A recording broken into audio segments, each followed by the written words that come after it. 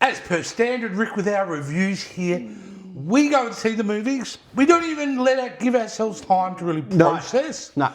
We get out of the movie, we sit here and we talk about it. Today's review, guys, is the Fantastic Four, The First Steps, as it's technically called. We got our first reactions to it. Rick, by the way, this is a heavy spoilers review. Yeah. So be warned. Very different to what I thought it was going to be.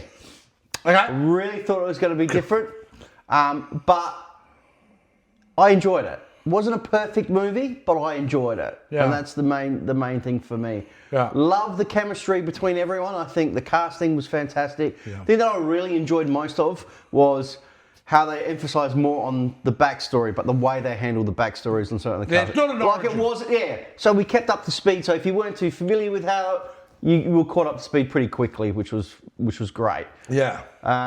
There's a lot going on in this movie. There is. A lot of things comic book related as well. If you're into comics, you would know exactly certain scenes which they had, which was great, which I thought they paid homage to, which was good.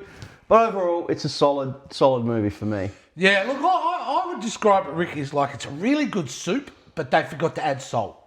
Yeah. Like, it's really good, but there are a few things missing that isn't perfect. But what I will say is they Kirby'd the fuck out of this movie. They did. 100% This they is did. Jack Kirby. If you don't know who that is, to Google this. So why are you watching this if you don't know who Jack Kirby is? But it's literally his artwork, his design, it is brought onto screen, which is wonderful. Another plus of this movie is not having to deal with the MCU. Mm-hmm. It was great. We didn't have to worry about establishing things. Yeah. It wasn't relying on characters from a Disney Plus show 4 years ago. It's pretty well its own film. It's great. You're right. Marvel, at this point, if you bring up the roster of every actor they've cast in a movie, perfect. You tell me where the bad one is, and this is no doubt. Pedro I was concerned about because it's like, God damn, Really? Pedro everywhere. But he was great. I would say the only thing with Mr. Fantastic, but it is pretty well on brand. He is a classic. He's depressed. Yeah. He is a depressed individual. Even though he's brilliant, he constantly stresses all the time. He's got the weight of the world on Yeah, him. well, that's Everyone's true. watching him. He needs to come up with solutions for problems that everyone just throws on him. Yeah. Vanessa Kirby, amazing as Sue Storm. Really, it goes to show a side of her in this movie that I hadn't seen in her previous roles. So she was delightful. But the big winners of this is Johnny Storm and the Thing, dude. They are great. Like, Joseph Quinn, I know where he comes from. I know his big standout role. But he has got it. Whatever it is, he's got it. He was a great Johnny Storm. And then Ebon from Herbie. The Bear. Yeah. Yeah, amazing. The Thing is amazing. It's amazing. So the casting is great. It is, the aesthetics are just gorgeous. It did. Because it's that sci-fi, 60s. retro kind of, mold together. Looks really kind of great. Visually, it's stunning. I understand now why they chose a female Silver Surfer, and it was the right choice. And then she's part of the comics as well, so it's not something that they've just done. Yeah. And Galactus is everything you'd hoped him to be. And when you first saw his presence on screen, you were like, taken back, like how fucking good was he look? Yeah, he's great. No, he just was the sheer aesthetics of how big he looked and the way they did it was just Yeah. Really there is a lot to like about this film. It is. It does get weighed down in parts. I think the weakest point is about halfway through. Yeah, it dragged halfway. Yeah, there's about a 20-minute There's period where it was struggling, but when they picked it back up again, it was great. And another thing that I kind of maybe nitpicking on, but I didn't find a lot of action in this movie. There is, believe it or not, but it just didn't feel like there was a lot of action in this movie. Not even the end not wasn't. even like a scale. See, it's probably unfair because the last film we went and saw was Superman, which is heavy on action, with a lot of action in that film. Not as much here. And you're right, the big actions are still contained. It just didn't. It's localised in New York, that version in New York. But like I said, we want to talk about spoilers. What shocked me about this film was how quickly they deal with it. Like, I thought the whole pregnancy thing with Sue Storm was the film, and at the end of the film, she gives birth. And then that's how they're going to do Nah, man, she gives birth within 15, 20 minutes of this film, and Franklin becomes a key component. Well, it becomes the key motivator for Galactus, which was a shock. You know? Like I was kind of shocked at that, and I thought it was great. I thought it was great to have Mole Man in this friggin' film, and him to be important. Yeah, like for him to be an ex-bad guy who helps him out, which is amazing. Going back to Franklin though, bringing Franklin into the MCU is wow. That is a big mover and shaker. Like, to me, bringing him in is as big as bringing Doctor Doom in. They're that level kind of characters. Which makes sense. And yeah, I mean, the fact that if you know who Franklin, the power that boy has, it's incredible. And we were talking about it, weren't we? Okay, there's spoilers here. The scene where she was dying. Yeah, she's brought her back to life. Brought her back to life. How many people, like you said, would know that what he can do? Yeah, well, I have a complaint. Like, what I've read and what I saw about this movie without spoilers, because I was pretty clever about it, but the reactions I was getting from a lot deeper the comic book nerds, and it's something I think the more deeper we get into comic book material, more problem they seem to have with it, is because they read a version of that storyline. So it didn't kind of grab them as much as they wanted. But I tell you what, I thought it worked really well. I thought, I was told it lacked a bit of emotion. Oh, I would disagree. Where? Well, I think when the whole idea of her dying and then bringing Franklin back to life, and I'd have to confirm this, but my friend of mine kind of felt that it was empty and hollow. I don't know what drugs you were on that day, dude, but it is very... No way. No, it was pretty good. I mean, that whole scene when they were she was pushing Galactus and she was pushing her powers to the limit to save her child, just goes to show what a mother would do for their child. Great. And that performer, it was so emotional just to see that, and then obviously she passed. And they have a couple of cool things in here where they lose a couple of times before they win, which I like. Yeah, you know what I mean? I like that. You know, they set up this great plan. It was gonna work, and then she came through and destroyed it all. And it was nice that she got vengeance herself. That's why she pushed Galactus in there. But don't get me wrong. This film does not imply in any way that Galactus or the Silver Surfer is dead in any way. No, that is not true. They've actually. It's very similar to what they've done with Superman. Because what do you think? Ultraman. What happens to Ultraman? He gets sucked into a black hole. So you don't know where he's gone. Yeah, but he's not implied. What's implied there is that he becomes Bizarro Superman. Here they've done the same thing. They're not, but that's how they've gotten rid of their villain without killing them. Yeah, so is throw him into a black hole. So, because Galactus becomes very important in storylines, and I would be shocked if we don't see him again in the next couple of films coming up. This is purely the setup. I don't want people to think, oh, this is just setting up Doomsday. It's not. It's very much a standalone film. However, it does have that tag. It does. Which we want to talk about. Now, the first mid-credit scene tag is essentially the one directed by the Russo brothers. That is correct? Yes. They came in and did the mid-credit scene, which is a scene that's set place 4 years after 4 years after. After that story is finished. We see Sue Storm reading to Franklin on a couch. So then we know where that's... She goes to grab another book, comes back, and again, this is spoiler territory, guys. This is the big spoiler of the movie. He's standing there, little Franklin, being about 4 years old, and crouching down in front of him. We don't see his face. We see his mask. We see him holding his mask. And the green hood and all which is clearly Dr. Doom. Yeah. And what's implied there... Was it Downey?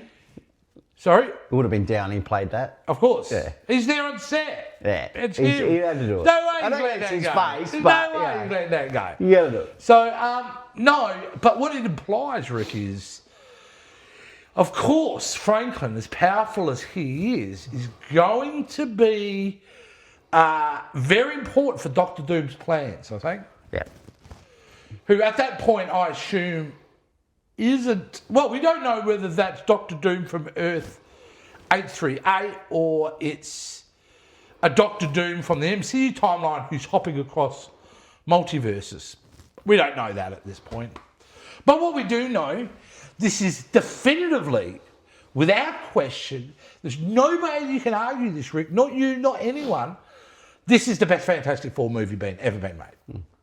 Correct? Correct. Stack them up against each other. There's almost like no comparison. No. Whatsoever. There isn't. It's so above and beyond, like I said, a Jack Kirby Fantastic Four. And there was something, there was people, I don't know, I vaguely saw some things on the internet where people were talking about, you had to watch the 2015 one, all right, for some reason. Don't, because it's all crap. You don't need to watch any of them. You don't need to watch any of that. That is a terrible movie. This, go in, watch this, and you will enjoy it. I think 100%. so. I think the audience will enjoy it. I mean, I know would. I did. I look forward to seeing it. It's a very,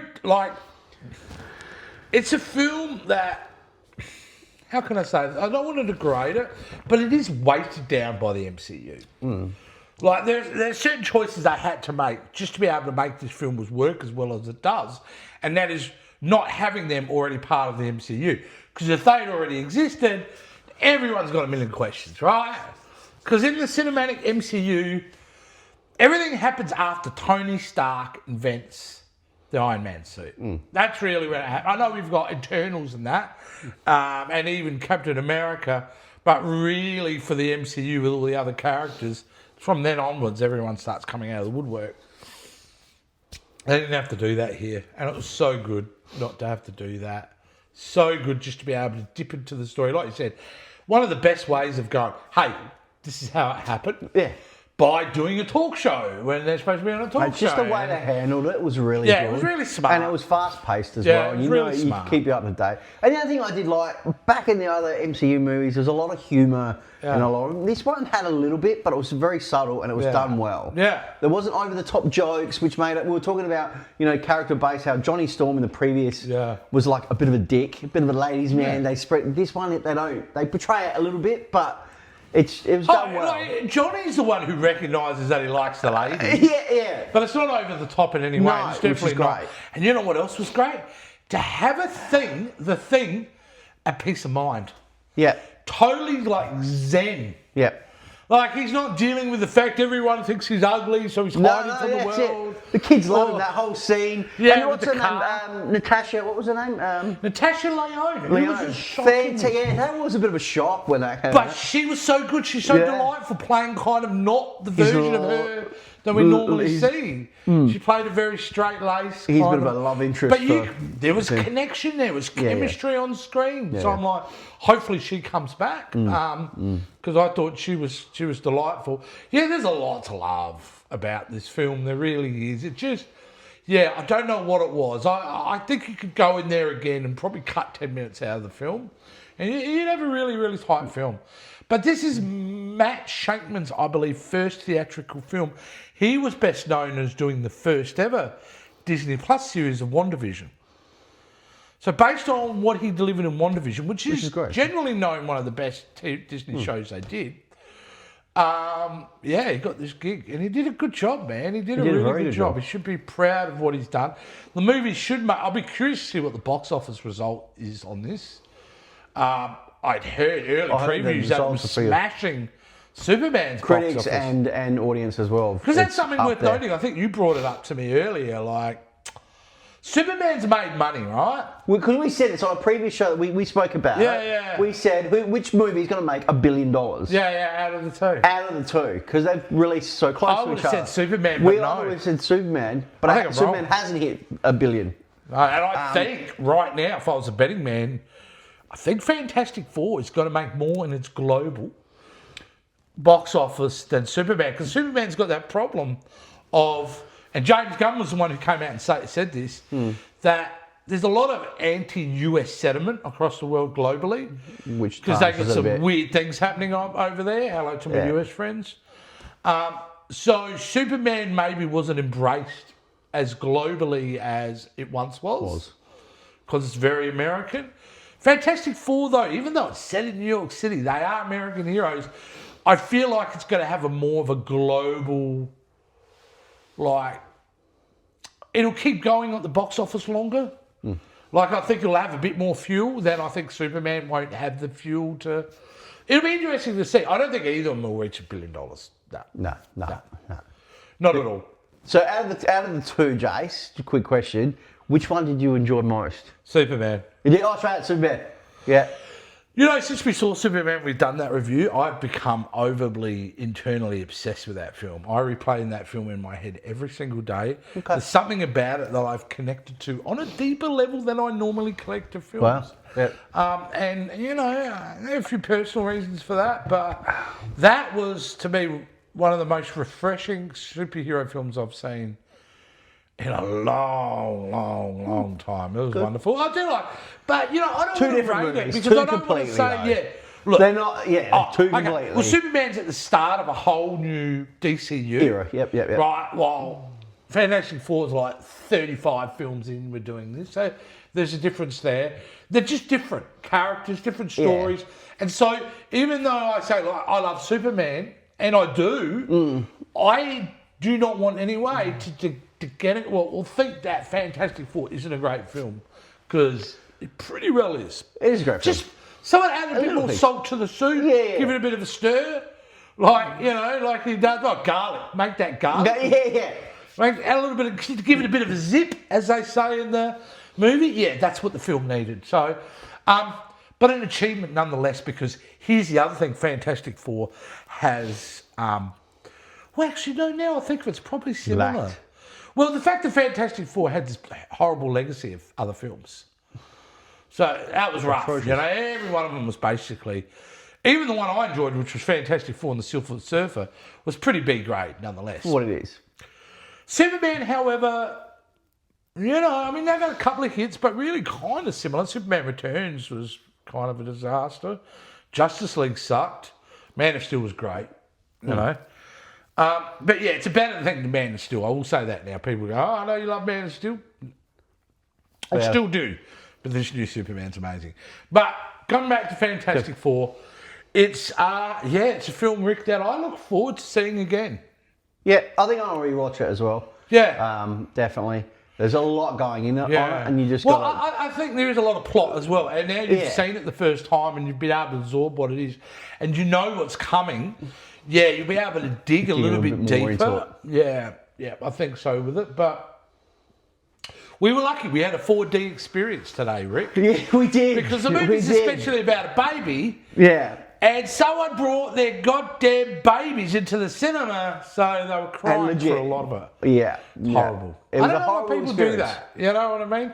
Like, I would never take a baby because of how loud that is. It was like a newborn. Like it was. Yeah, like the damage you could do to your ears. Like, remember we used to go to the V8s and the Grand Prix here, and you'd see some fuckwit bring his baby. Yeah. Even if you put the earplugs in, you're still damaging it. So, yeah, it's kind of very selfish when people do that at the cinema. But it's the experience. It's that cinema experience now, unfortunately, and you just got to deal with it, I guess. But for me, when it's the quiet moments drives you nuts. If there's dialogue scenes, you got of course. When there's action scenes, it's not kind of a big deal. But you know. To be fair, they did a couple of times try to walk the baby up and down the stairs and take it out. But you get distracted with that because you're focused on the movie and you see someone walking past with this baby and it's just, So it's easy for us to say too, isn't it, Rick?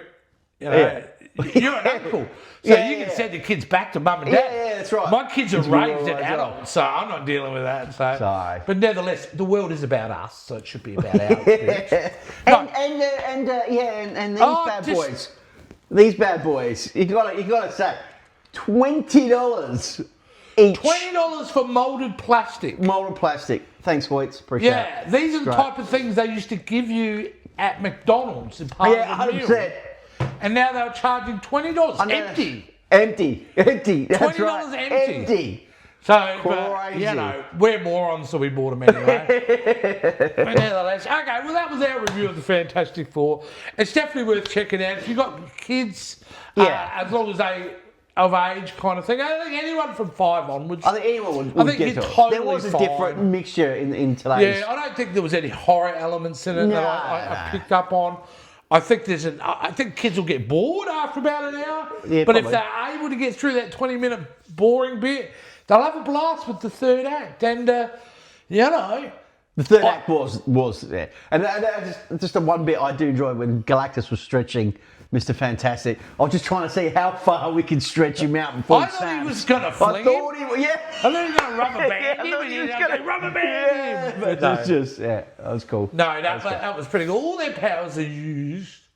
I was actually shockingly surprised too, before we go, is how much I enjoyed the visual, how they did Johnny Storm.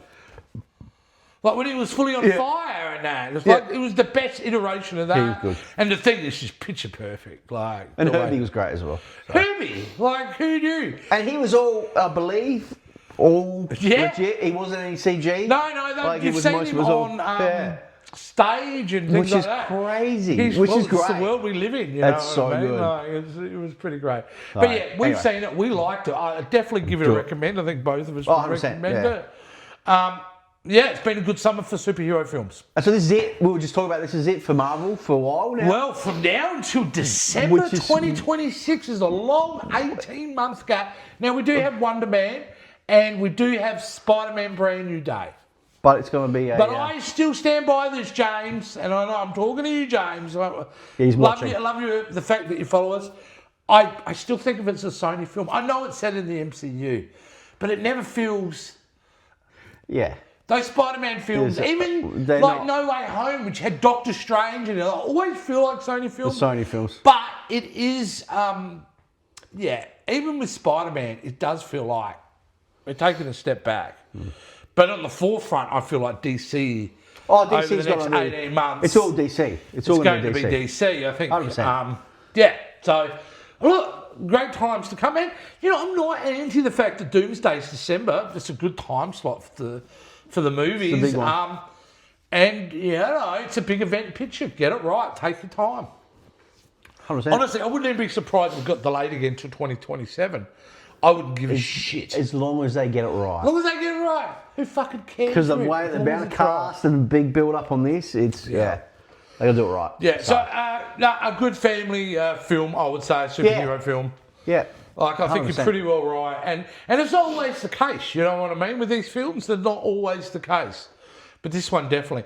In fact, you had a choice of what to see at the cinema between this and Superman for a family. Gee, I would still say Superman, because Superman teaches some unbelievable great morals. Like the idea that being good is the new punk rock. I just love that concept. You know, that's the new punk rock to be a good person. And Fantastic Four is all about family and all that. It's a different. What I mean, but you know what scene about that end scene when they're trying to put the car seat. Amazing. Oh my! What I was talking about humour, and that you've got Mr. Fantastic, who's the smartest man on the world. I see you and your brother doing that early on with the nieces, right? He couldn't. I know that so I did that true, with my brother. Everyone does that though. Yeah. It's just so hard to put those fucking car seats in there. First time you do it too. It's so and good you got that no scene. idea, you know. Really good. It's hilarious. It was just done well. So lovely. Anyway. All right, Rick, tell the guys how they could continue to be part of Pop Culture Set. If it's the first time you're watching, welcome aboard. Give them the goss, Rick. Guys, all you need to do is comment down below. Give us a like, subscribe, and follow across all our social media platforms. All the links are down below, guys. Really, really appreciate it. Well, as always, guys, thank you so much for watching, and we'll see you next time on Pop Culture Spread. See ya.